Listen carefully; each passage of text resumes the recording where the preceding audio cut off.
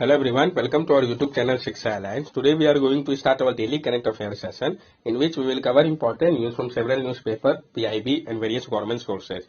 So let's begin our session. Our first topic is Gond painting. तो हम जानेंगे Gond painting के बारे में। Gond painting popular folk art of the Gond tribe in Madhya Pradesh has been awarded the GI tag. तो जो आपका गोंड पेंटिंग है जो कि पॉपुलर फोक आर्ट है गोंड ट्राइब का मध्य प्रदेश का, उसको जीआई टैग दिया गया है। तो कहाँ कहाँ ये इंपॉर्टेंट हो जाता है, तो मध्य प्रदेश का गोंड पेंटिंग को जीआई टैग दिया गया है। गोंड पेंटिंग के बारे में हम जान ले। Gond painting is one of the most famous artwork of the Gond tribal community done to preserve, remember and communicate the rich culture. ये जो पेंटिंग है ये one of the most famous artwork में से एक है गोंड ट्राइब कम्युनिटी का, जिसको किया जाता है प्रिजर्व करने के लिए, रिमेंबर करने के लिए और कम्युनिकेट करने के लिए रिच कल्चर को। इवोल्यूशन कैसे हुआ इसका, तो दिगना एंड बीटी चिरता painting evolve into present day Gond painting. जो आपका दिगना जब बीटी चिरता पेंटिंग है वो इवॉल्व किया आपका आज के गोंड पेंटिंग के रूप में। फेमस आर्टिस्ट की अगर हम बात करें तो जंगार सिंह श्याम जो है इसका फेमस आर्टिस्ट है। मटेरियल जिसका उपयोग किया जाता है इसको बनाने के लिए तो हैंडमेड पेपर, कैनवास, नेचुरल और सिंथेटिक कलर का उपयोग होता है।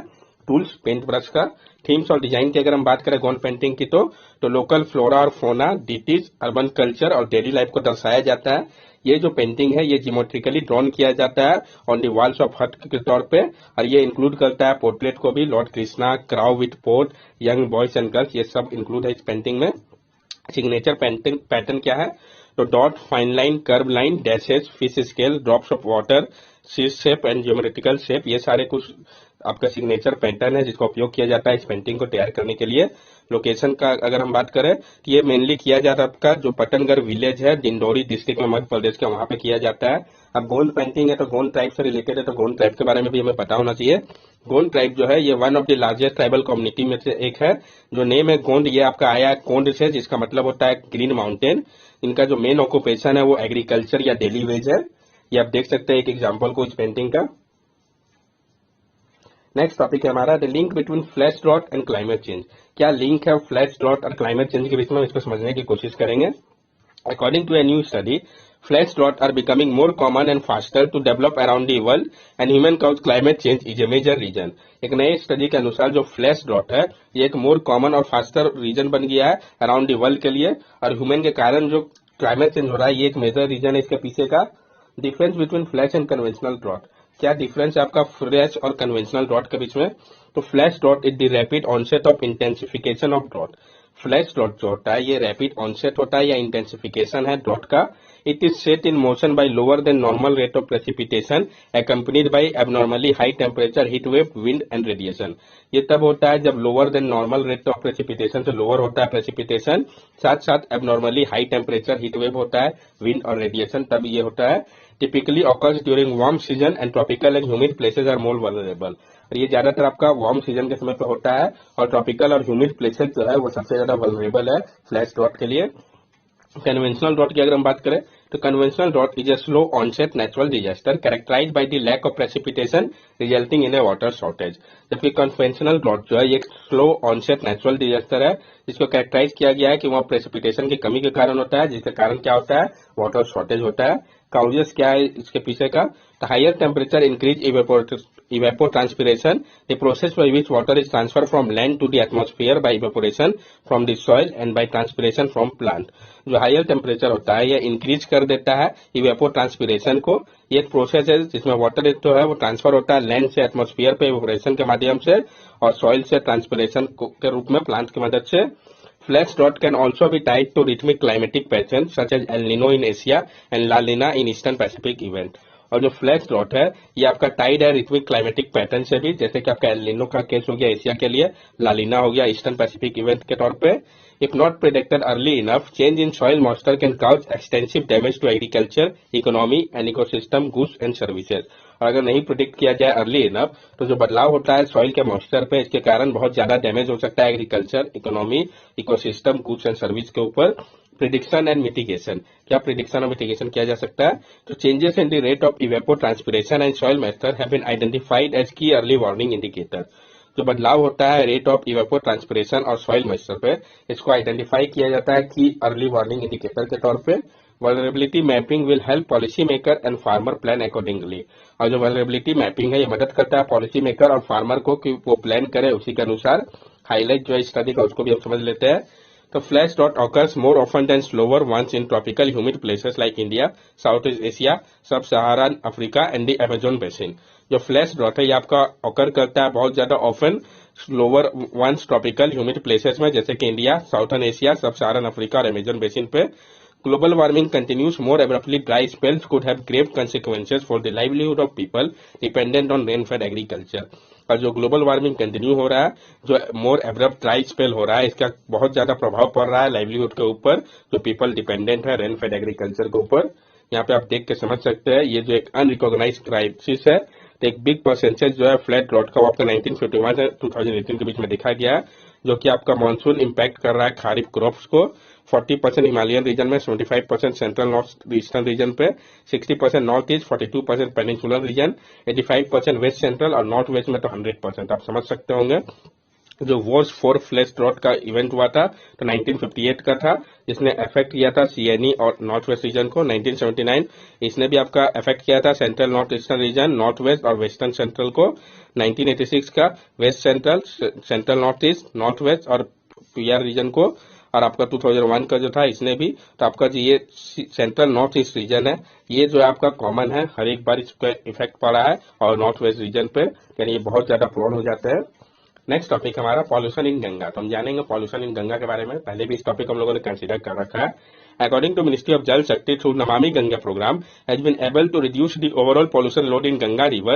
The river is still remain polluted. Ministry of Jal Shakti के अनुसार जो नमामि गंगे प्रोग्राम है वो रिड्यूस कर पाने में सक्षम हुआ है ओवरऑल पॉल्यूशन लोड को गंगा रिवर का, लेकिन अभी भी जो है वो पॉल्यूटेड है, यानी अभी भी बहुत सारा काम करना बाकी है। Namami Gange programme it is an integrated conservation mission approved as a flagship program by the Union Government in 2014 with an outlay of rupees 20,000 crore to accomplish the twin objective of effective abatement of pollution, conservation and rejuvenation of national river Ganga।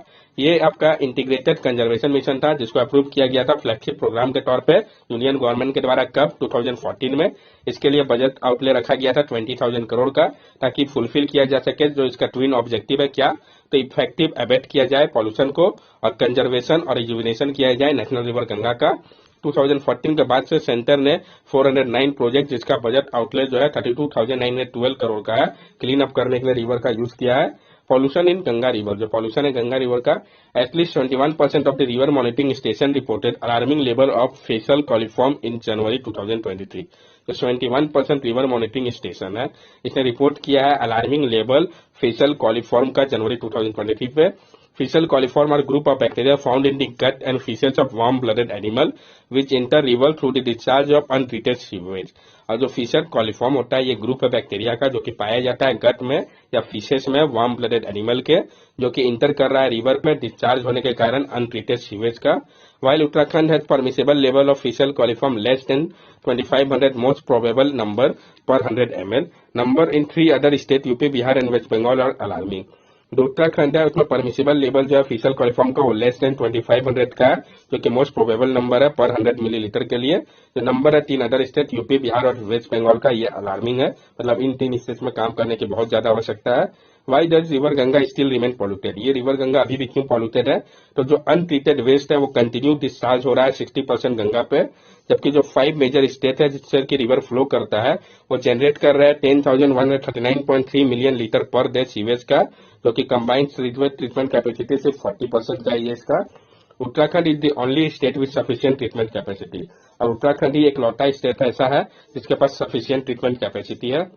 Wider challenge की अगर हम बात करें तो जो higher biochemical oxygen demand है majority of the station में, ये भी एक इश्यू है। बायोकेमिकल ऑक्सीजन डिमांड होता क्या है? तो जो बायोकेमिकल ऑक्सीजन डिमांड होता है ये मेजर करता है ऑक्सीजन रिक्वायर जिसकी आवश्यकता है एरोबिक माइक्रो ऑर्गेनिज्म के लिए, ताकि वो बायोकेमिकली ऑक्सीडाइज कर सके ऑर्गेनिक मैटर को। ये अफेक्ट करता है जो अमाउंट है डिजॉल्व ऑक्सीजन का रिवर पे। अगर हायर होगा बायोकेमिकल ऑक्सीजन डिमांड, मतलब लेसर होगा ऑक्सीजन जो कि अवेलेबल होगा एक्वेटिक लाइफ के लिए। Lax monitoring as data collection and dissemination remain challenging. और जो लैक्स मॉनिटरिंग है डाटा कलेक्शन और डिसमिनेशन को लेकर ये एक चैलेंजिंग इश्यू है। वे हेड क्या हो सकता है? तो ट्रीट करना होगा इंडस्ट्रियल और केमिकल वेस्ट को। जो सीवेज ट्रीटमेंट प्लांट है उसको मेनस्टे कर लाना होगा रिवर क्लीनिंग के लिए। वेस्ट टू वेल्थ के ऊपर फोकस करना होगा। तो आइडेंटिफाई करना होगा, डेवलप करना होगा, डिप्लॉय करना होगा टेक्नोलॉजी को, ताकि ट्रीट किया जा सके वेस्ट से जनरेट करने के लिए एनर्जी को, रिसाइकल किया जाए मटेरियल को और एक्सट्रैक्ट किया जाए रिसोर्सेज को जिसका वैल्यू है। नेक्स्ट टॉपिक है हमारा क्लिनिकल ट्रायल। हम जानेंगे क्लिनिकल ट्रायल के बारे में।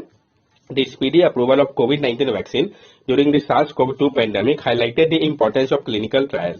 जो स्पीडी अप्रूवल किया गया कोविड-19 वैक्सीन का SARS-CoV-2 पेंडेमिक के दौरान, ये हाईलाइट कर रहा है जो इंपॉर्टेंस है क्लिनिकल ट्रायल का।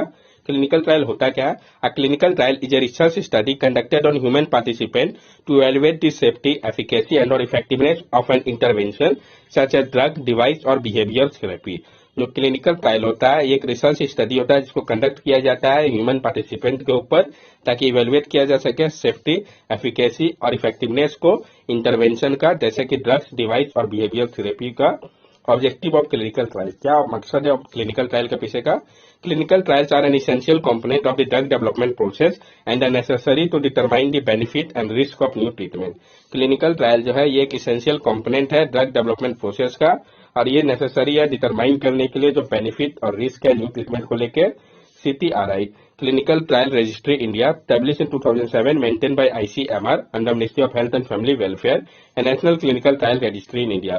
तो जो आपका क्लिनिकल ट्रायल रजिस्ट्री इंडिया है CTRI, इसको एस्टेब्लिश किया गया था 2007 में, मेंटेन किया जाता है Indian council of medical research के द्वारा, ministry of health and family welfare के अंतर्गत आता है।